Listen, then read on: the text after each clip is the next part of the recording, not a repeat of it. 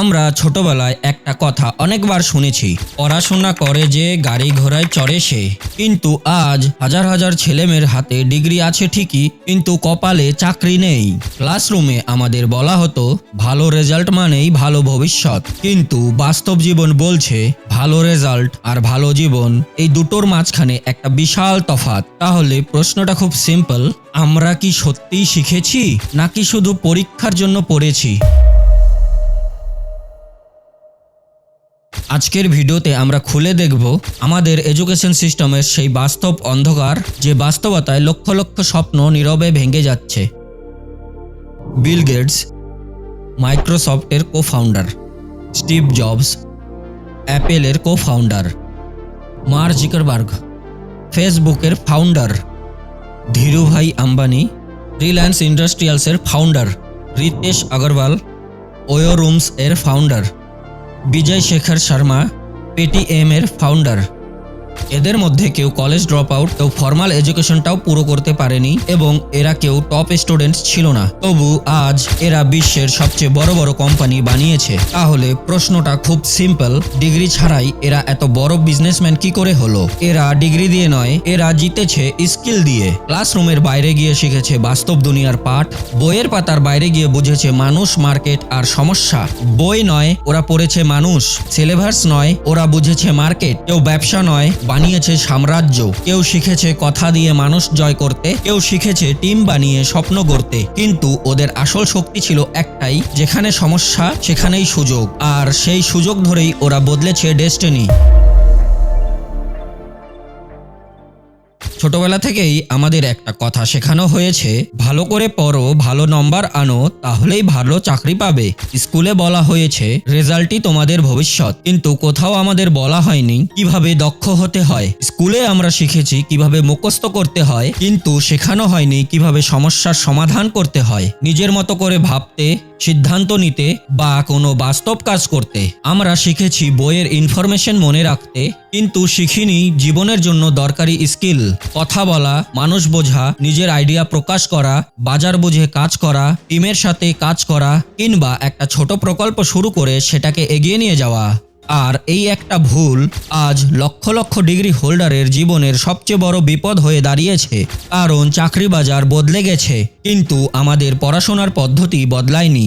আর ঠিক এই জায়গায় একটা কথা বলতেই হয়, এআই আমাদের জীবনে কত বড় পরিবর্তন আনছে এই বিষয়টা নিয়ে আমি আগেই একটা ভিডিও বানিয়েছি। যদি তুমি জানতে চাও এআই আমাদের জীবনে ঠিক কি কি পরিবর্তন করছে, তাহলে ওপরে আই বাটনে দেওয়া এই ভিডিওটা দেখে নিও। আজ কোম্পানি ডিগ্রির সাথে সাথে দেখে স্কিল, কিন্তু স্কুলে আমাদের সেই স্কিল কোনোদিনও শেখানো হয়নি। আর ঠিক এই কারণেই ভালো নম্বর এনে ভালো চাকরি, এই গল্পটা আজ আর সবসময় সত্যি হয় না। পরীক্ষায় টপ করা হাজার হাজার স্টুডেন্ট আজ বেকার, আর যাদের নম্বর খুব একটা ভালো ছিল না তারা স্কিল শেখার কারণে এগিয়ে যাচ্ছে। ভারতের পশ্চিমবঙ্গ রাজ্যের সরকারি শিক্ষা ব্যবস্থা শুনলে তুমি হয়তো আরো অবাক হবে। ক্লাস 1 থেকে 8 অবধি সবাই পাস। যে ছাত্র সব সাবজেক্টে ডি পায় সেও পাস। বাইরে থেকে এটাকে বলা হয় ছাত্র বান্ধব ব্যবস্থা, কিন্তু ভিতরের সত্যিটা খুবই ভয়ঙ্কর। কারণ যদি ভুলটা ধরিয়ে দেওয়া না হয়, যদি বাচ্চারা নিজেই বুঝতে না পারে সে কোথায় পিছিয়ে আছে, তাহলে সে নিজেকে ঠিক করবে কিভাবে? ফেল শব্দটা তুলে দেওয়া হয়েছে, কিন্তু আসলে তুলে দেওয়া হয়েছে শেখার সুযোগ, দিয়ে দেওয়া হচ্ছে শুধু পাস হওয়ার কাগজ।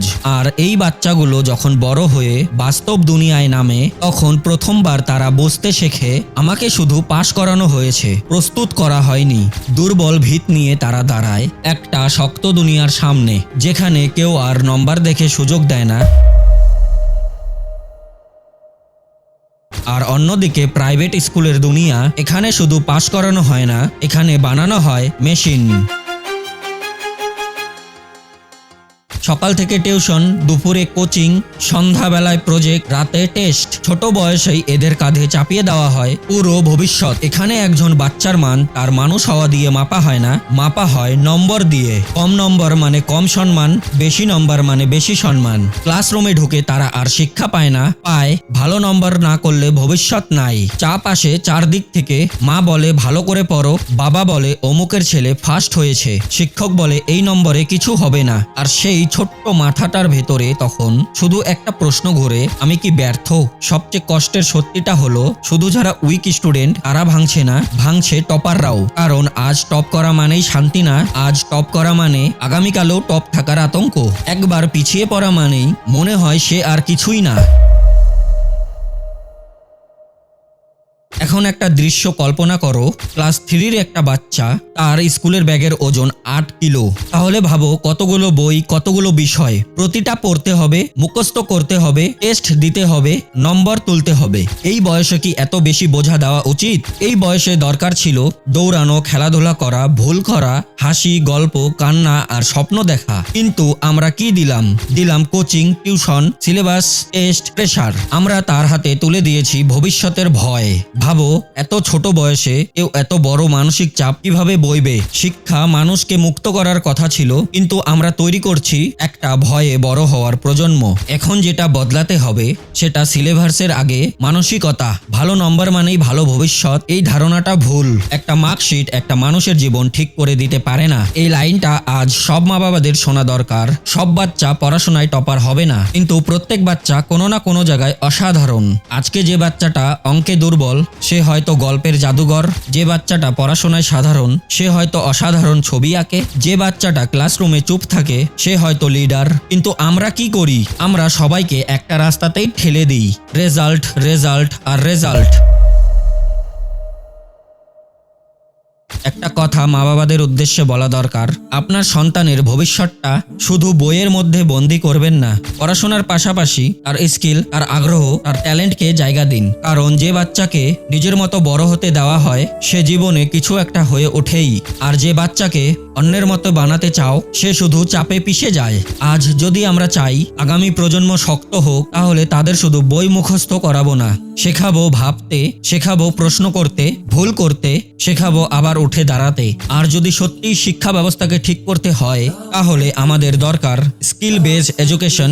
স্কিল আর ট্যালেন্টকে রেজাল্টের মতো মূল্য দিতে হবে, মেন্টাল হেলথকে প্রায়োরিটি দিতে হবে, সবার আগে টিচারদের আপডেট করতে হবে। শিক্ষা মানে শুধু পরীক্ষায় পাশ করা নয়, শিক্ষা মানে মানুষ তৈরি করা। যদি তুমি একজন প্যারেন্ট হও, আজ থেকেই নিজের সন্তানের দিকে তাকাও, রেজাল্ট কার্ড দিয়ে নয়, তাকাও মানুষ হিসেবে। আর যদি তুমি একজন স্টুডেন্ট হও, মনে রেখো তোমার মূল্য কোনো মার্কশিট ঠিক করতে পারে না। তোমার পরিচয়, তোমার স্কিল, তোমার মন আর তোমার সাহস।